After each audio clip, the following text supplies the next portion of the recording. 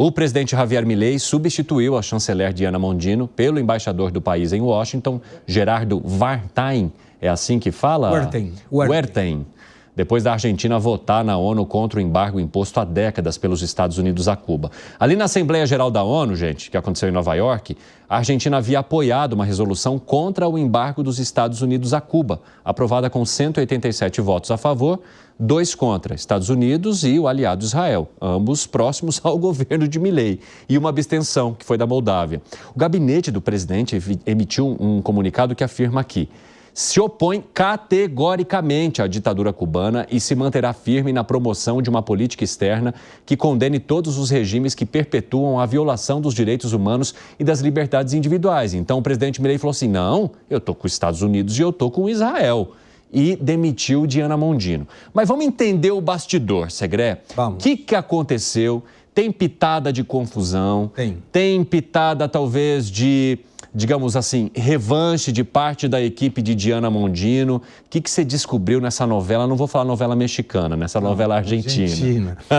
Evandro, tem 2 vertentes aí. A primeira, conversei hoje com a ex-chanceler agora, Diana Mondino. Ela fez um trabalho muito bom e dias atrás ela tinha demitido o representante argentino na ONU, Lagori. E essa pessoa ainda tinha a possibilidade institucional de emitir o voto pela Argentina. Até agora não se sabe se ela instruiu a esse representante argentino já demitido a votar a favor do bloqueio, da suspensão do embargo econômico, ou se esse representante fez isso sabendo que ele já estava demitido, então foi para atrapalhar a Diana Mondino. Apertou o botão do fo. Apertou o botãozinho aí. Agora, tem uma vertente que disse que a Argentina está defendendo a recuperação da soberania das Malvinas. É uma questão que também está sendo avaliada pela ONU. E o apoio de Cuba poderia ser importante para as relações. Mas o Milei falou categoricamente, não quero acordos com ditaduras. Com algumas ele está fazendo algum pragmatismo, mas em particular com a Cuba, em função desse deterioro dos direitos humanos e das impossibilidades de ser livres por parte dos cubanos, aí foi mais categórico. Falou que vai fazer uma auditoria ideológica no que seria o Palácio de Itamaraty. Na Argentina, Palácio San Martín, a chancelaria. E hoje, o porta-voz do presidente, Manuel Adorni, também manifestou categoricamente que ou todo mundo que está no governo faz o que o presidente quer, ou todo mundo tem a liberdade de se retirar do governo. Ou seja, que a coisa está bem complicada. Mas a Diana Mondino, mando um beijo para ela, falou que agora vamos poder cantar juntos. Agora está livre para cantar. Falou. Zé Maria Trindade, seja muito bem-vindo. Que bom falar com você assim, agora cara a cara. A gente só ouviu tua voz no comecinho do nosso 3 em 1, fizemos o nosso giro de notícias e não nos vimos mais. Mas quero saber de você como é que você avalia esse climão que se firmou aí na Argentina por conta de um voto que representa algo completamente oposto ao que defende o próprio presidente da República Argentina. Pois é, agora melhorou, né? Vendo a cara. É o seguinte, eu acho que ele tem razão. O governo anterior foi eleito, aliás, o outro, né? Antes do Alberto Fernandes, o Macri, foi eleito como sendo um presidente de direita, ficou mais ou menos lá e cá, e acabou que não resolveu o problema e estragou o nome de direita, fazendo o governo de centro e vacilante. Aí chega o Milei, que tem que fazer esse discurso forte, firme e permanente no governo. É uma guerra. Ninguém achou que seria fácil. E ele, Milei, está sendo coerente. Ele está fazendo o que prometeu durante a campanha eleitoral. E olha, isso é muito raro entre políticos, né? Então, eu entendo que ele tem mesmo que ser firme. A demissão da embaixadora é um recado de que o governo tem que ter uma linha, tem que fazer a mesma coisa e tem que seguir o mesmo propósito. Não conversar com ditadores, não se aliar a nenhum Estado ou país que possa ser contra as ideias que ele defende, né? Defende uma economia liberal, que é o futuro, é o que está mandando. Então, eu acho que ele está coerente. Tem que abraçar e tem que ir em frente. Se não der certo, lá no final se vê. Mas pelo menos cumprir o que prometeu durante a campanha eleitoral, o que Macri não fez e se deu mal. Fábio Piperno, você acha que Milei agiu com coerência agora? Com coerência... Quando você respira fundo assim, eu fico esperando a resposta. Porque a sua pergunta ela tem duas respostas possíveis. Quais? Ele é o chefe do governo, então quem trabalha no governo dele tem que obedecer a opinião do chefe. Principalmente quando o chefe manda uma orientação em relação à representação do país. Olha, o nosso país vai se posicionar assim. Então, tá bom.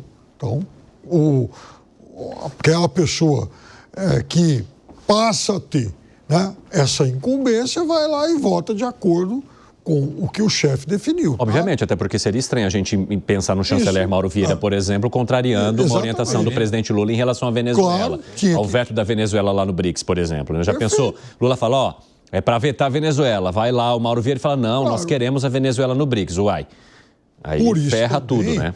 Que me soa como muito estranha a possibilidade de, em algum momento, uma figura experiente como a chanceler Diana Mondino, que inclusive boa relação com o chanceler Mauro Vieira, ela tinha sido, em várias ocasiões, o canal de comunicação com o governo brasileiro. Como o Segré sempre falou, um quadro muito competente do primeiro escalão de Javier Milei, né? Exato, né? Então, me soa como muito estranho isso. Então, agora, caso tenha havido, né, digamos, uma incontinência aí, ok, tá perfeita a demissão. Agora, vejam, o mundo inteiro, à exceção de Estados Unidos e Israel, votou contra a questão do embargo, porque veja, o discurso de que não nos aliamos a ditaduras e tal, não cabe aí, não é uma questão de aliar ou não a ditadura, não nos relacionamos com ditaduras, isso é outra mentira. Até porque é o seguinte, se relaciona com o Mohammed bin Salman, com o Xi Jinping, com todas as ditaduras possíveis. Agora, essa aí é pobre, e é uma ditadura ideológica. Ok, ninguém está defendendo o regime cubano. Não se trata disso. É também mentira de Cuba, e eu concordo com essa avaliação, de que atribuir unicamente ao embargo a pobreza do país, isso também é um argumento cínico. O embargo contribui, mas atribuir exclusivamente a isso não é verdade. De qualquer forma, esse embargo é difícil de ser justificado, difícil de ser sustentado, como 180 e tantos países mostraram. Bom, o Fábio Piperno abre uma camada um pouco mais profunda desse debate. O Gustavo Segré levantou a mão ali. Por quê, Segré? Levantei porque essa votação não é vinculante. Não é que o embargo vai terminar porque 187 países votaram contra o embargo. Perfeito. É a 32ª vez que na ONU é votada a finalização do embargo. E o que aconteceu? Nada. Perfeito. Nada. Então a questão da Argentina tem a ver com uma demonstração perante o mundo da posição. Uma coisa que o Brasil não está entendendo muito bem como fazer. Mas o que ele estava dizendo é, eu não quero me alinhar, quem quer que seja. Os meus aliados são Estados Unidos e Israel. E eu vou acompanhar por esse lado. Até porque não interessa o resultado, porque não é vinculante. O Milei, ele mantém essa coerência, né, interna com o seu eleitor, ele foi eleito para isso, e também tem uma questão estratégica aí de não agradar os Estados Unidos, de não desagradar os Estados Unidos, né, que é um parceiro bastante importante. Evidentemente, como o Piperno falou, se fosse a China, a situação seria diferente, mas daí até o próprio Estados Unidos fazem negócio com a China. O que foi, Piperno? Fala. Não, então, assim, é uma questão da gente dividir o mundo em ditaduras ricas e ditaduras pobres. Com a ditadura rica a gente faz negócio, a gente age pragmaticamente e esquece, por exemplo, a questão dos direitos humanos. Joga para debaixo do tapete isso. Agora, se é uma ditadura pé de chinelo, aí pau nela. Vocês acham que é assim, Segré? Não, não acho. No caso da China... E nem o que acontece com a Cuba, por exemplo, não seria isso? Não, porque Cuba não respeita... Ao negar essas questões, não seria virar as costas também para as pessoas que precisam lá? Mas aí, de novo, quando a gente atribui a responsabilidade interna de cada país, é uma questão de soberania. O que a gente não pode culpar é dizer, Cuba está desse jeito porque tem um embargo econômico estabelecido lá em 1962, ou há 62 anos, pelos Estados Unidos. Sobretudo porque nós devemos lembrar, falamos aqui, Cuba foi o segundo país no mundo a ter automóvel, tinha iluminação antes que a gente. Teve a primeira máquina de raio-x em 1908, em 1906 tinha telefonia sem telefonista. Olha, estamos falando de um país que os cinemas da cidade de Havana eram maior em quantidade que Paris e Nova York juntos. E olha o que terminou. Então não é o embargo.